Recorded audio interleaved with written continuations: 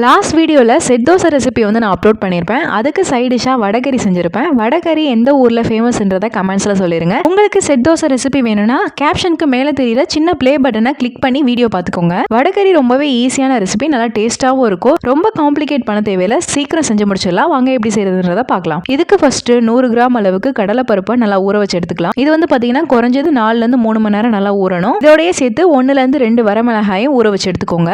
இப்போ வந்து அது நல்லா ஊறிடுச்சு. இப்போ இதை ரெண்டையும் மிக்ஸி ஜாரில் ஆட் பண்ணிட்டு 1/2 டீஸ்பூன் அளவுக்கு கல்லுப்பு, 1/4 டீஸ்பூன் அளவுக்கு மஞ்சள் தூள் ஆட் பண்ணி நல்லா கொரகொரப்பாக அரைச்சி எடுத்துக்கோங்க.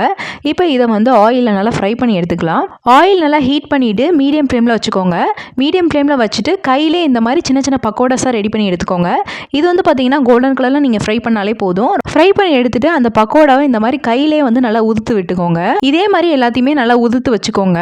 இப்போ ஒரு பேனில் 5லேருந்து 6 டீஸ்பூன் அளவுக்கு எண்ணெய் ஆட் பண்ணிக்கலாம். அதுக்கப்புறம் பிரியாணிக்கு ஆட் பண்ணுற ஸ்பைசஸ் எல்லாமே ஆட் பண்ணிக்கோங்க.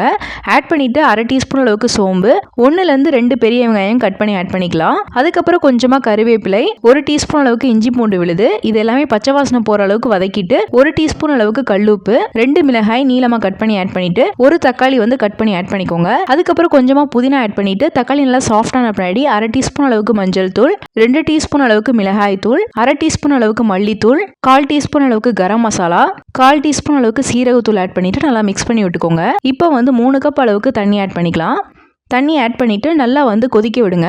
அதனால கொதிச்சு வந்த பின்னாடி நம்ம ரெடி பண்ணி வச்சிருக்க பக்கோடாவை வந்து ஆட் பண்ணிக்கலாம். ஆட் பண்ணிட்டு நல்லா மிக்ஸ் பண்ணிட்டு எண்ணெயெல்லாம் நல்லா பிரிஞ்சு வர வரைக்கும் நல்லா குக் பண்ணி எடுத்துக்கோங்க. லாஸ்ட்டாக கொத்தமல்லி தழை போட்டு இறக்கிட்டீங்கன்னா சூப்பரான வடகறி ரெசிபி ரெடி ஆயிரும்.